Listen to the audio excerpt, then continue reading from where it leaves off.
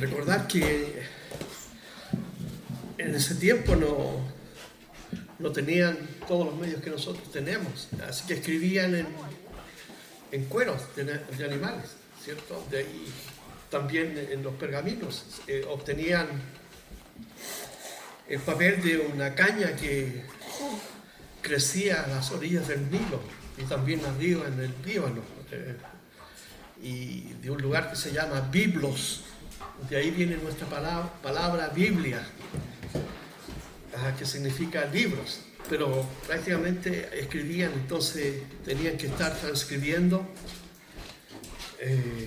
conforme duraba el papel que tenían, ya sea en pergamino, en otro que se llamaba vitela, que era también cuero de animal. Así que Lucas se encargó de escribir este evangelio junto a Mateo. Mateo fue otro escritor del evangelio de los evangelios. Marcos fue el primer evangelio que se escribió. Y nosotros tenemos ahora la posibilidad de estudiar prácticamente lo mismo que se escribió en el primer siglo. Interesante que de Platón solamente hay 9 escritos. Y del Nuevo Testamento hay más de 6.500 copias de los libros que están allí. Y están, bueno, hay partes que se infieren que fueron escritas por Platón, pero aquí todo está tal cual fue escrito en el original. Hay inferencias, sí, obviamente. Los que traducían aprovechaban de a lo mejor de poner parte de su cosmovisión, su doctrina, pero nunca se alteró el texto. Todo lo que tenemos hoy en día, gracias a Dios, es lo que los discípulos escribieron. Vamos a orar para comenzar este estudio. Señor, gracias por este día. En el nombre de Jesús, Padre, que nos ilumines con tu Espíritu Santo para, Señor, ir a tu palabra esta mañana, Señor. Te damos gracias por ella y, Señor, todo el honor a ti, Señor, en el nombre de Jesús. Amén. Amén. Lucas, el capítulo 11, entonces estamos.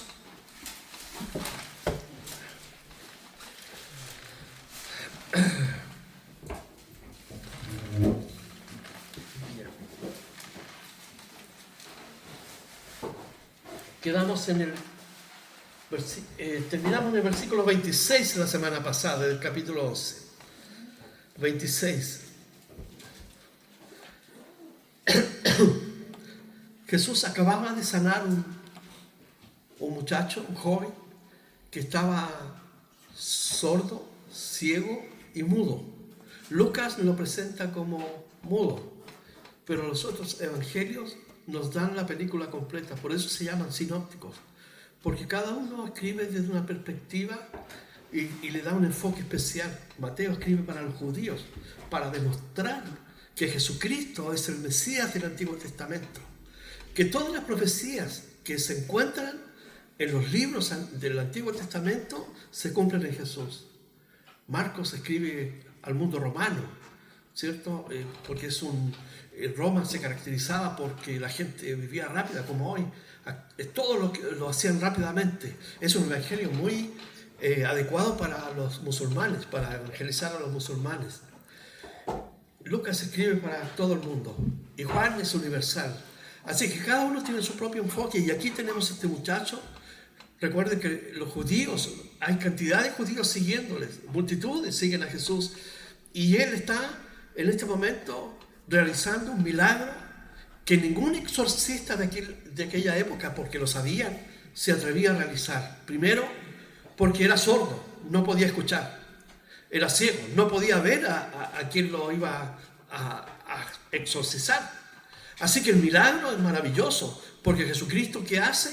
¿Cierto? Expulsa al demonio, porque estaba poseído esta persona por un demonio, un ente espiritual que habita, ya sabemos, en una dimensión de los lugares celestiales, como dicen las Escrituras. Ellos pueden venir hacia acá.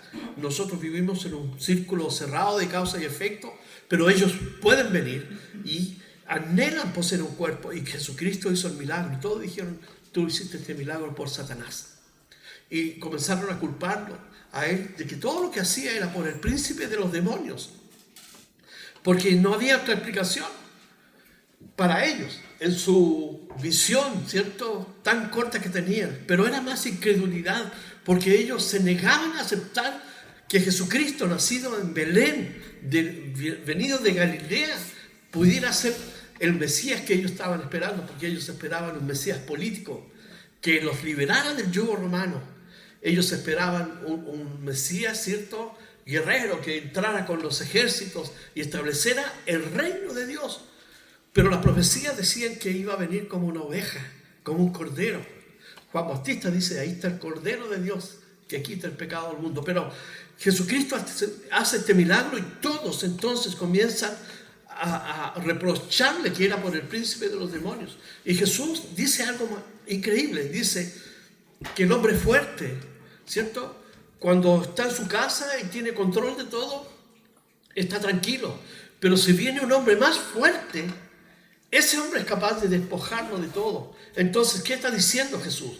Si yo hago estas cosas que ustedes están viendo, los milagros, es porque el dedo de Dios, es por el dedo de Dios. Y hay una referencia directa al libro del Éxodo, del Antiguo Testamento, cuando los brujos, cuando estaban todas las plagas, no pudieron sacarse la plaga de los piojos.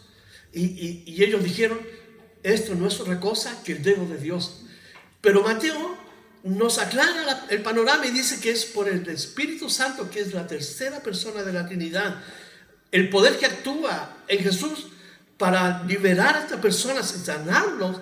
Entonces es por el Espíritu Santo, y la gente estaba asombrada. Pero los líderes religiosos, ellos no querían creer y aceptar que Jesucristo fuera el Mesías, porque ¿quién iba a creer en Jesús? Andaba con una tropa de gente para arriba y para abajo, 12 discípulos todos, ¿quiénes eran? Pescadores, algunos cobradores de impuestos, otros, ¿cierto?, estaban llamados por Jesús para que finalmente fueran parte de esta comitiva. Entonces andaban todos descalzos, todos harapientos, y el otro lado eran los sacerdotes, los fariseos, estaban, ¿cierto?, en su status quo, eran los millonarios de aquel lugar. Entonces los miraban con desdén y con prejuicio. Pero Dios dijo que así iba a ser. Iba a venir Jesucristo en una forma simple, sencilla, para que todos desearan estar con Él.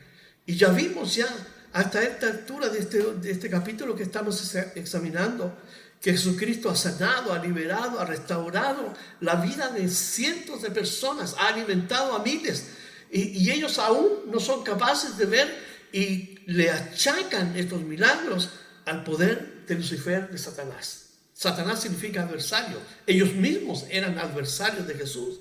Así que Jesucristo les demuestra que Él es el Mesías, que el reino ha llegado, y porque el reino de Dios ha llegado, entonces tiene el poder para actuar, sanar, liberar y traer a la gente, ¿cierto?, a una relación con Dios. Si vemos aquí en el versículo 26, cuando estamos concluyendo lo que Jesús está diciendo, dice, cuando una casa es limpiada, ¿cierto?, es necesario llenarla. En este caso, Jesús usa esta metáfora para referirse a un ser humano, a una persona, a una nación, a una ciudad. Cuando una persona es restaurada por Dios, necesita reconciliarse y reconsiderar su vida a la luz de Dios, entregarse a una relación personal con Dios por amor. Pero cuando una persona que es limpiada o es ayudada, pero vive en función de su propia religiosidad, entonces Jesús dice aquí, en el versículo 26, dice, el 24 al 26, cuando el espíritu inmundo sale del hombre, anda por lugares secos buscando reposo y no hallándolo, dice, volveré a mi casa de donde salí, y cuando llega la halla barrida y adornada. Dios ha restaurado a esa persona, esa ciudad, ha escuchado el evangelio y algo ha sucedido. Dice, pero cuando esta persona no es llenada por Dios, entonces, ¿qué dice el demonio? Fíjense, tienen personalidad, ellos tienen atributos personales. Entonces va y toma a otros 7 espíritus peores que él, y entrados moran allí, y el postrer estado de aquel hombre viene a ser peor que el primero. Lo podemos ver en el día a día, cuando una ciudad comienza a deteriorarse, lo compartimos el domingo pasado, cuando una persona comienza a deteriorar su vida porque ha conocido a Dios, pero prefiere sus propios deseos satisfacerlos y se entrega a las drogas, al alcohol y comienza a hacer una espiral sin fin hasta que su vida termina en el fracaso rotundo. Muchas personas que han conocido a Dios terminan en suicidio. Lamentablemente, toman una mala decisión. ¿Por qué? Porque no permitieron que Jesucristo llenara el vacío que solamente Él puede llenar. Hay un sentido y una necesidad en el corazón del hombre, pero este la llena con religiosidad y con otras cosas que nosotros podemos percibirlas y verlas hoy en día. Pero lo único que es capaz de llenar ese vacío es el Señor Jesucristo. Por eso que cuando Jesucristo no ocupa ese lugar, el estado final viene a ser terrible. Entonces, mientras Él decía estas cosas, una mujer de entre la multitud, fíjense, Lucas es específico en decir que había miles de personas. Jesús atraía millares de personas. Muchos acudían a Él por el beneficio de una sanidad, por la alimentación, por la mera curiosidad o por los mitos que circulaban allí en medio de las multitudes. Pero esta mujer dice, aquí dice, mientras él decía estas cosas, una mujer de entre la multitud levantó su voz y le dijo: bienaventurado el vientre que te trajo y los senos que mamaste. Fue como una arenga, ¿cierto? Felicita a tu mamá por quién eres tú, ¿cierto? Pero este modo de actuar y de proceder de la mujer se relaciona con una condición, una cosmovisión más humana, en el sentido de felicitar a la mamá. Ella no está alabando a María, porque simplemente en aquel tiempo las mujeres que tenían hijos eran bendecidas. La estéril sufría, ¿cierto?, el oprobio de todos aquellos, ¿cierto?, que eran cercanos, porque una mujer estéril era considerada que estaba maldecida por Dios. Pero aquí esta mujer sale, ¿cierto?, y dice: bienaventurado el vientre que te trajo y los senos que mamaste. Jesús no le da un rechazo a lo que ella dice, pero Jesús eleva un poco el tono y le da una connotación distinta. Fíjese, él dice, y él dijo: antes, bienaventurados los que oyen la palabra de Dios y la guardan. Capítulos anteriores habíamos visto que Jesús estaba en una casa y llegó su madre, sus hermanos y hermanas, ¿cierto? Querían hablar con él, pero él, cuando escuchó, alguien le dijo: tu madre está afuera y tus hermanos. Y él dijo: mi madre y mis hermanos son aquellos que hacen la voluntad de Dios. Jesús no renuncia a esa filiación que tenía con sus hermanos, ni mucho menos con su madre. Y del mismo modo aquí, Jesús no está anteponiendo o dejando a su madre, ¿cierto?, de lado, pero Él está poniendo lo que realmente es importante en la vida de un ser humano.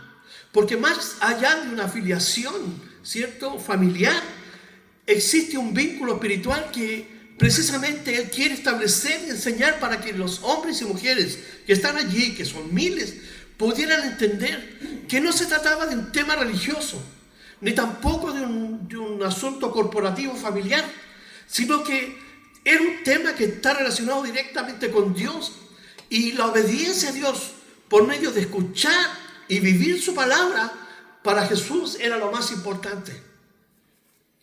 Por eso que Él dice: antes, bienaventurados los que oyen la palabra de Dios y la guardan. Jesús le da una importancia tremenda a la palabra de Dios. Nosotros gozamos y disfrutamos de la libertad para poder leerla o no, pero quiero que sepan que el precio que se pagó para que usted y yo tuviéramos esta palabra hoy en día fue un precio pero increíble. El horror, la persecución, los hombres que se dedicaron a transcribir la palabra de Dios fueron perseguidos, fueron ejecutados, fueron quemados vivos, muchos de ellos, por causa, ¿cierto?, de transcribir la palabra de Dios al vernáculo, es decir, al idioma en que hablaba la gente, especialmente durante la Inquisición romana.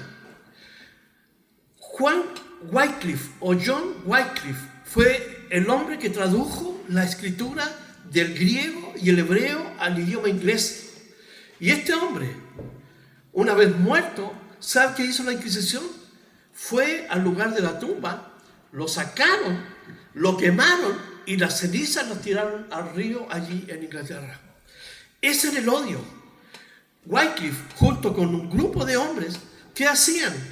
Porque imprimían la Biblia en Alemania, en el idioma original, y las enterraban en sacos de lentejas, en sacos de porotos.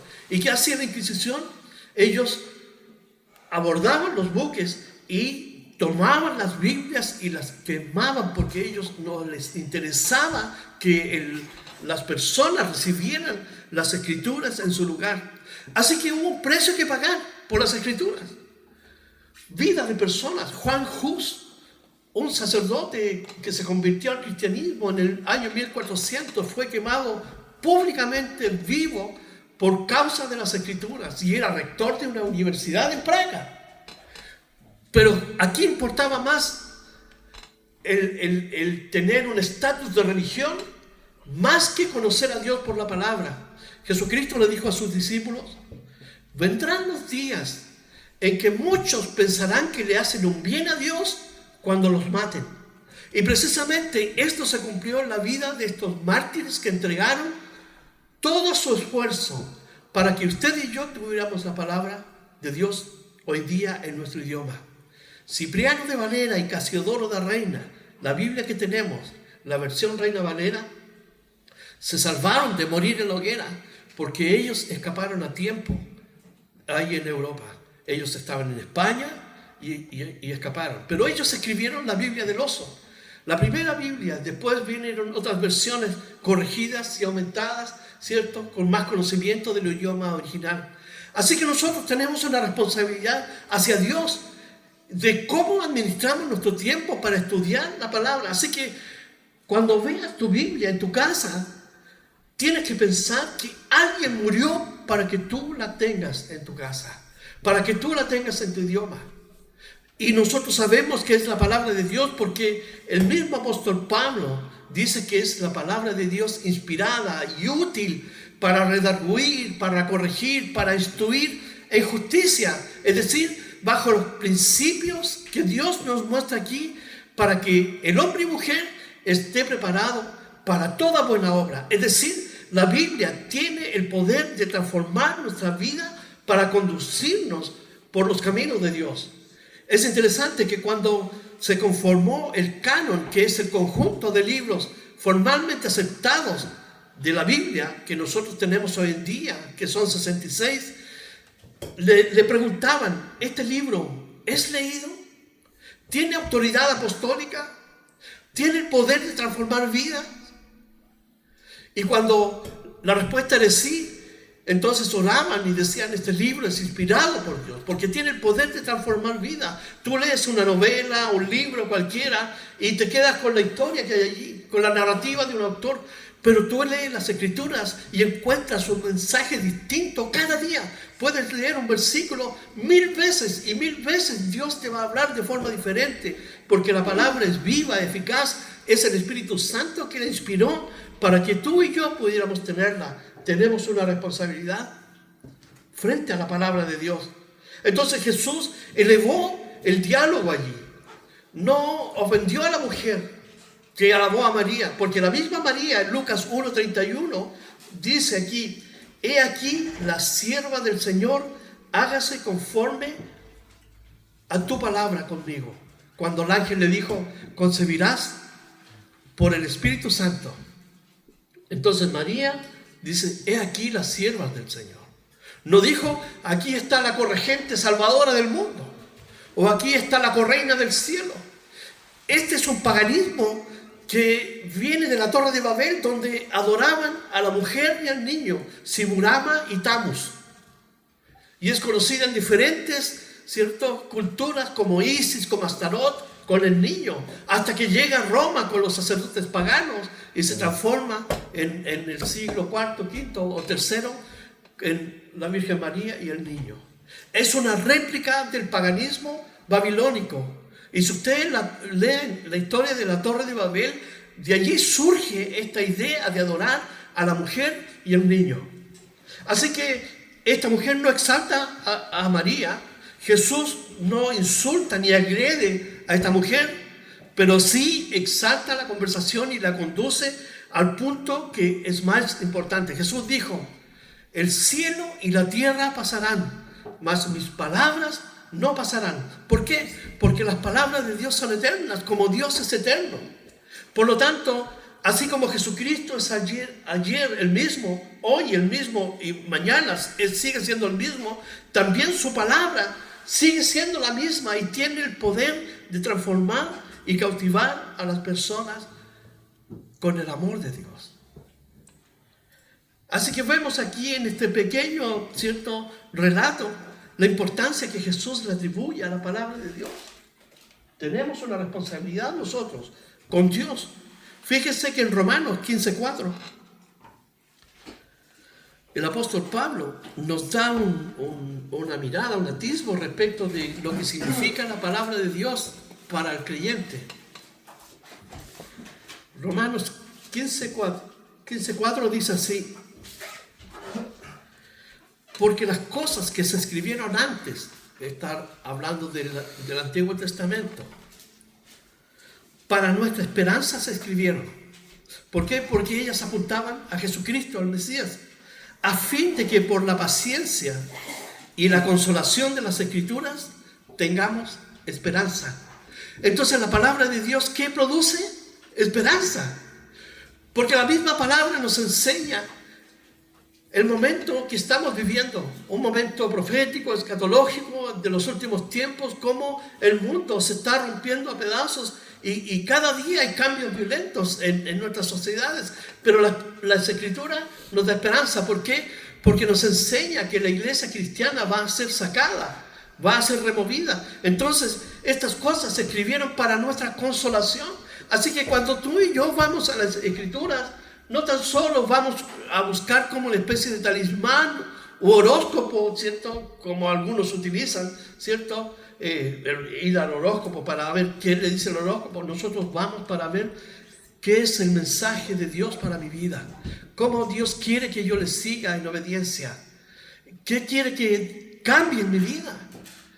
Porque las Escrituras son integrales, abarcan todo el ser humano, nuestra mente, nuestro corazón, ¿cierto?, nuestro cuerpo, nuestra voluntad. De ahí que tiene el poder de cambiar y transformar vidas. Por eso Jesús le dice aquí en el versículo, volviendo a Lucas 11:25, dice: bienaventurados los que oyen la palabra de Dios y la guardan. En el libro de Apocalipsis, en el capítulo 1, el versículo 3, hay otra palabra, igual como la que utiliza Lucas: bienaventurado, bienaventuranza. ¿Qué significa ser bienaventurado? Significa que es una persona que vive una vida en plenitud por vivir bajo la obediencia de la palabra de Dios. Todos nosotros que estamos aquí no somos perfectos, ninguno. Cada uno de nosotros, ¿cierto?, comete errores y nadie lo hace a voluntad, pero fallamos porque somos humanos. Pero aún así podemos vivir una vida plena cuando descansamos en las promesas de Dios. Aquí en Apocalipsis 1:3 dice: bienaventurado el que lee, dichoso el que lee, y los que oyen las palabras de esta profecía y guardan las cosas en ellas escritas, porque el tiempo está cerca. Así que Jesucristo dice: más bienaventurados son los que oyen la palabra de Dios y la guardan. Pero también las Escrituras nos dicen aquí que somos bienaventurados cuando leemos las profecías, las cosas que están sucediendo en este último tiempo y las cosas que van a pasar y que son peores. Entonces las Escrituras le atribuyen una bienaventuranza al creyente, al hombre y la mujer, cuando descansa en la palabra de Dios. Somos dichosos, felices. ¿Por qué? Porque en esta instancia estamos nosotros sometidos por amor y por nuestra propia voluntad al plan y propósito que Dios tiene en nuestra vida. Por eso Jesús enfatiza la importancia de estar viviendo, leyendo, ¿cierto?, la palabra de Dios. Nosotros tenemos que tener un balance en nuestra vida. ¿Cuánto tiempo uso yo para estar en las redes y cuánto tiempo uso para estar en la palabra?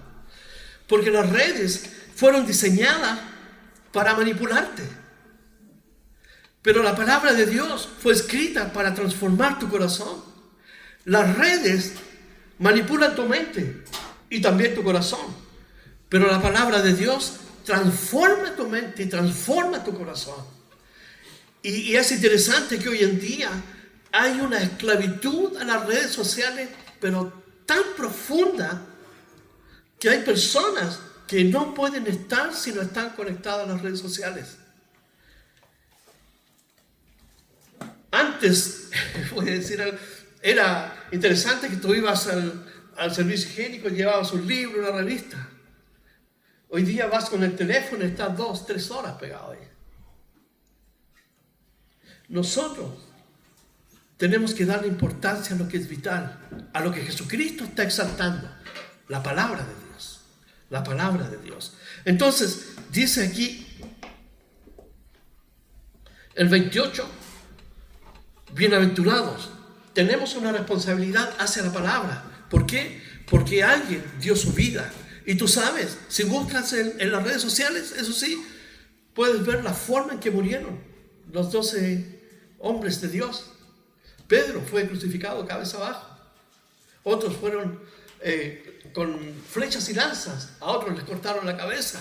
Al profeta Isaías lo aserraron, lo dieron vuelta y con una sierra lo cortaron por la mitad. Y tenemos el libro de Isaías. ¿Cuántas veces has leído Isaías? Isaías nos habla del Mesías. La iglesia del primer siglo toma a Isaías como un baluarte porque él nos habla del Mesías. Un niño nos es nacido, un hijo nos es dado, y su principado sobre su hombro, dice, no tendrá límites.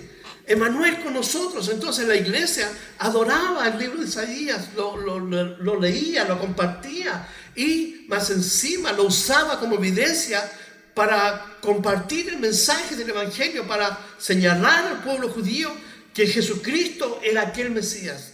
Tenemos una responsabilidad. Sigamos, dice aquí en el versículo 29, y apiñándose las multitudes comenzó a decir, esta generación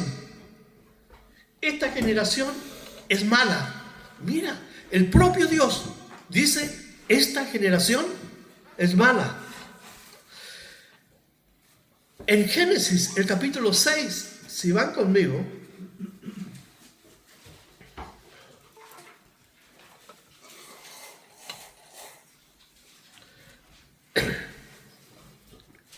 versículo 5, 1 y 5, el 1,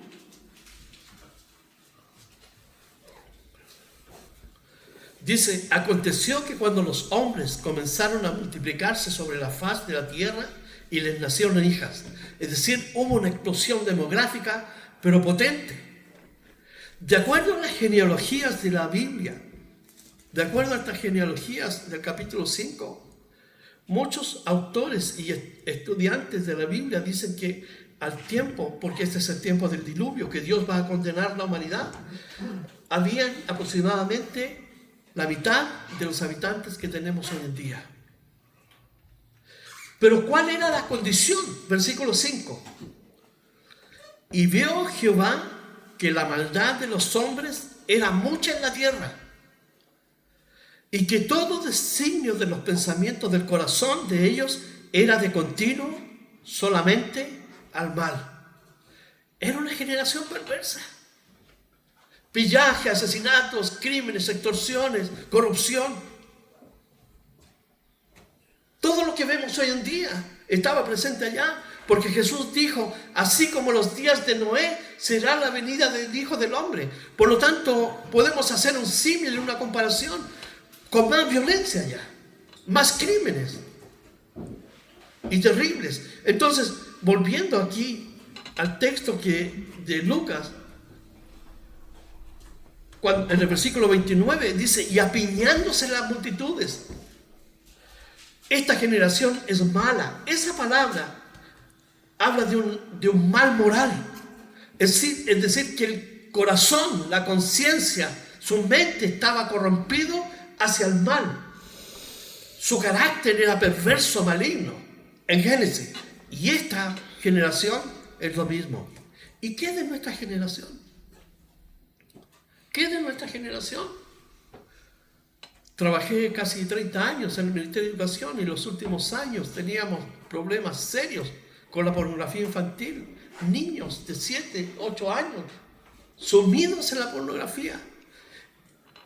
¿Qué vas a pensar de un niño corrompido así cuando sea adulto? ¿Qué va a hacer? Entonces, nuestra generación también es mala, pero Jesús da esta declaración: esta generación es mala. Dice, demanda señal, pero señal no les será dada, sino la señal de Jonás.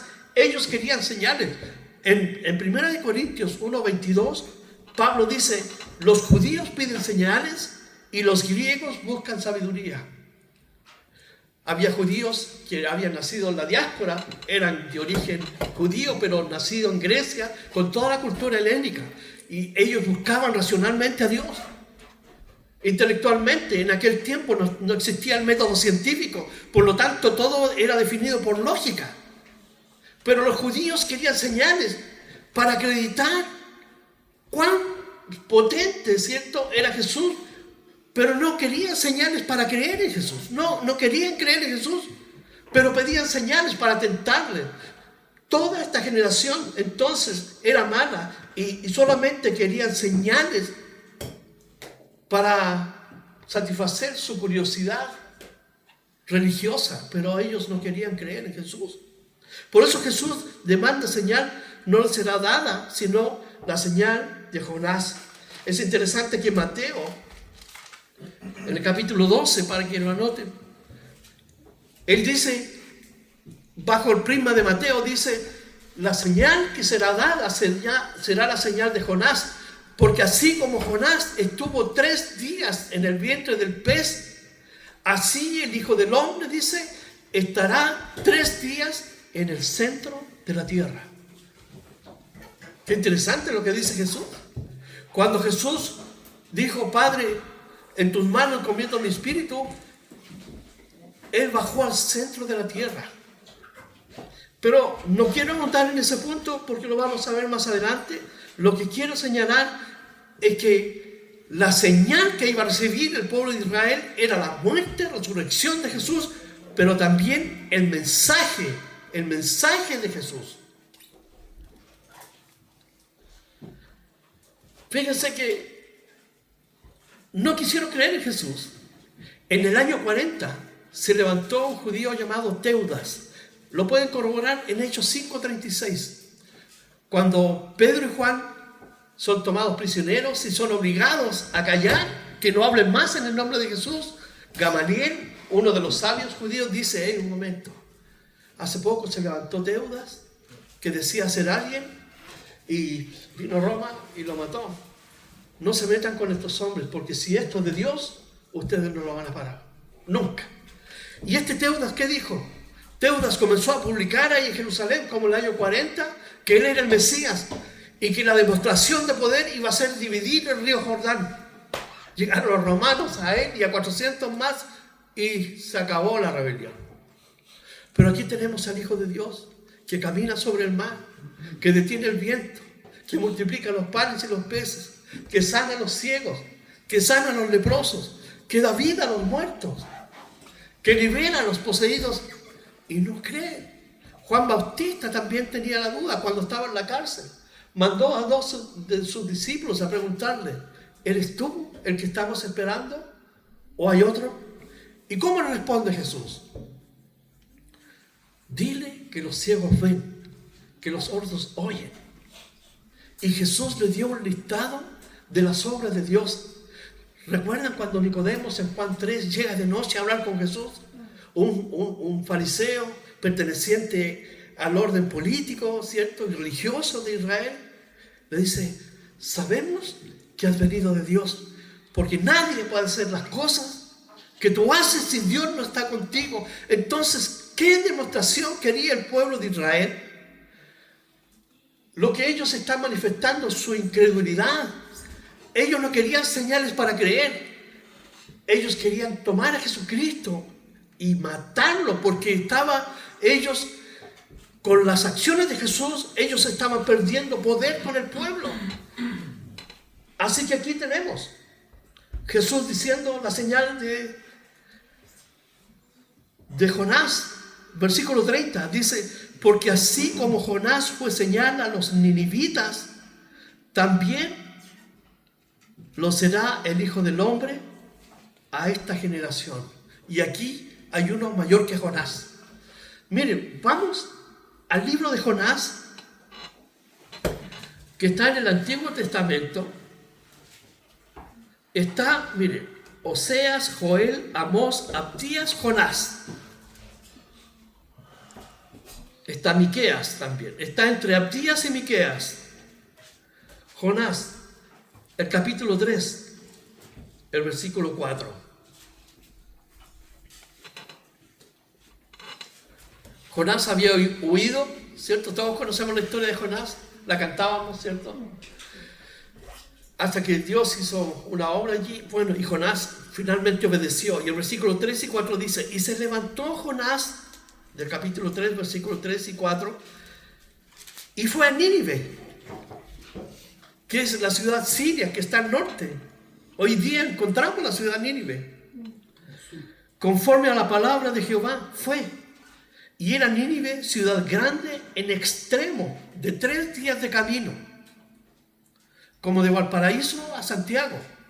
Nosotros, el hermano de Luchito, que lamentablemente no ha venido, pero lo vamos a ir a ver con Mónica ahora en la semana, se demoraba 3 días en caminar de aquí a Santiago. Así de grande era Nínive, populosa, y era una ciudad pero avanzadísima. ¿Y qué sucede aquí? El versículo 4: y comenzó Jonás a entrar a la ciudad camino de un día y predicaba diciendo... Pero Jonás no tenía mucho deseo, porque él sabía que se iban a arrepentir, pero igual va. Y dice: de aquí a 40 días Nínive será destruida. Ese era el mensaje. Caminaba de un lado a otro. Los van a destruir. Dios dice que los van a destruir, porque era una ciudad terriblemente pecaminosa. Y el versículo 5 dice: y los hombres de Nínive creyeron. Y no eran judíos. No eran judíos, eran gentiles. Pero Dios, que ama a todos los hombres, quiso rescatar sus vidas por medio del mensaje de Jonás. Dice: y proclamaron ayuno y se vistieron de cilicio desde el mayor hasta el menor. Y todo el mundo se arrepintió, todo el mundo, y Dios perdonó esa ciudad. Y Jesús dice: pero aquí hay uno mayor que Jonás. Jonás predicó arrepentimiento y Jesús también predicaba el arrepentimiento, pero ellos no se arrepintieron. Por eso dice aquí en el versículo, volviendo a Lucas, después en una conclusión, en el versículo 32, dice: los hombres de Nínive se levantarán en el juicio con esta generación y la condenarán, porque a la predicación de Jonás se arrepintieron. Y mire lo que dice Jesús: y he aquí más que Jonás en este lugar. Los judíos admiraban el Antiguo Testamento. Y en el versículo 31 dice: la reina del sur, que es la reina de Saba. Saba es la región de Etiopía. Ustedes saben que Etiopía, la mayoría de las personas que viven allí son judíos. Y ellos tienen una versión de la Biblia, del Antiguo Testamento. Ellos tienen 88 libros, porque consideran el libro de Enoc y otros más. Pero esta reina vino del sur de Etiopía, fue donde Salomón, porque había escuchado de la sabiduría de Salomón. Y cuando fue allí, esto lo pueden leer en... ¿Dónde está el texto? Aquí lo anoté. En Primera de Reyes, el capítulo 10, léanlo. O busquemos rápidamente. Primera de Reyes. Está Josué, Jueces, Ruth, Primera Samuel, Segunda Samuel, Primera de Reyes. Murió. No hay que arreglarlo ahí. Primera Reyes, capítulo 10, versículo 1. Primera Reyes, capítulo 10, versículo 1.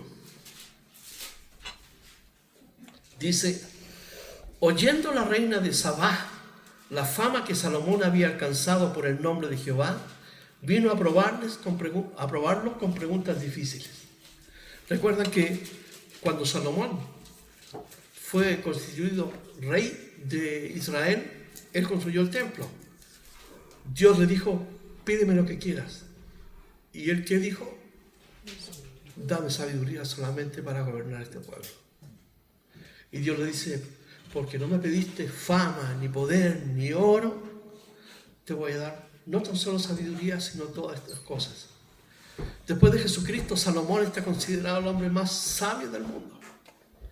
Y fíjense, esta mujer vino a hacerle preguntas importantes. En el versículo 3 dice: y Salomón le contestó todas sus preguntas y nada hubo que el rey no le contestase. Y el versículo 9, ella dice: Jehová tu Dios sea bendito, que se agradó de ti para ponerte en el trono de Israel, porque Jehová ha amado siempre a Israel y te ha puesto por rey para que hagas derecho y justicia. Volvamos a Lucas.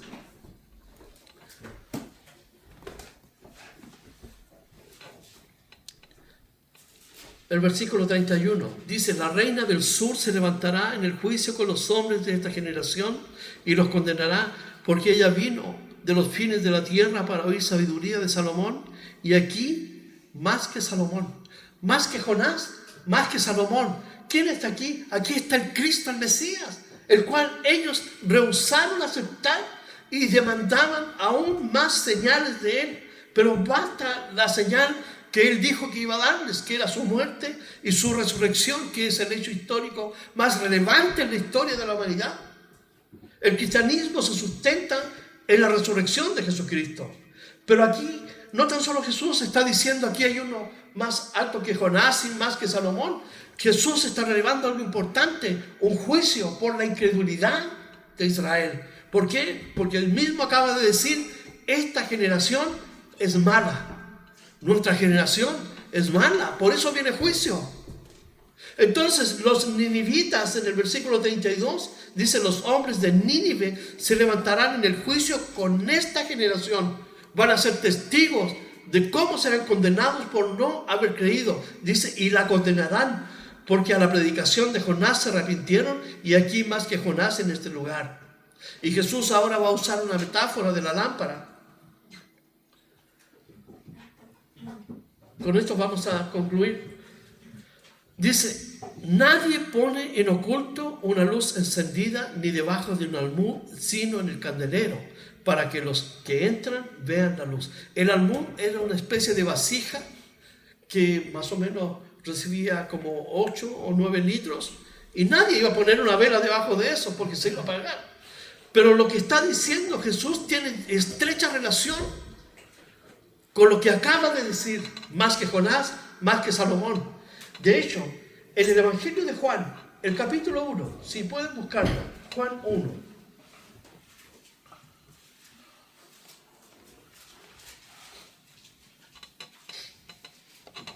Versículo 4.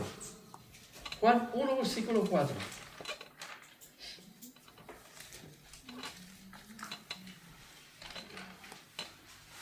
Dice así: en él estaba la vida, en Jesús, y la vida era la luz de los hombres. En él estaba la vida, y él, dice, era la luz de los hombres. Esto es sumamente importante, porque si volvemos a Lucas, Jesús dice: nadie pone en oculto una luz encendida. Entonces, aquí tenemos la luz que es Jesucristo, brillando con todas sus obras, con todo el poder de Dios, actuando en beneficio de la gente, trayendo el mensaje del arrepentimiento. La luz, esa luz no se iba a ocultar porque es superior a Jonás, superior a Salomón, superior a los profetas. Es el Hijo de Dios. En Hebreos, el capítulo 1 dice: porque a nadie Dios le dijo: mi hijo eres tú, yo te he engendrado hoy. Y dice, adoren a los ángeles de Dios. Entonces tenemos aquí alguien superior a los ángeles. Es el Hijo de Dios. Jesús, cuando se transfiguró, ¿se recuerdan? Estaba Pedro, Juan y Jacobo. Escucharon la voz que dijo, este es mi Hijo, a él oíd. Cuando se bautizó, este es mi Hijo amado, en quien tengo complacencia. Entonces, el pueblo de Israel no quería recibir luz. Querían permanecer en la oscuridad. ¿Por qué? Porque amaban su clase de vida. Pero aquí tenemos Jesucristo, que es la luz del mundo, brillando con sus obras. Por eso que una luz no se oculta. Jesús salió a todo el mundo. Cuando lo tomaron prisionero, Jesús dijo en el huerto de los olivos, dijo, ¿qué salieron a buscar un delincuente? Todas las veces yo estaba en el templo a plena luz, hablando, predicando y enseñando. Entonces tenemos la luz que siempre Jesucristo brilló para que otros, así como nosotros, pudiéramos recibir esa luz. Entonces una luz, dice, no se esconde. Nosotros somos luz, la luz del mundo. En Mateo 5:16, se buscan conmigo, Mateo 5:16.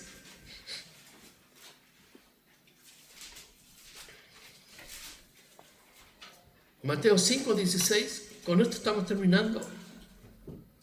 Dice, así alumbre vuestra luz delante de los hombres, para que vean vuestras buenas obras y glorifiquen a vuestro Padre que está en los cielos.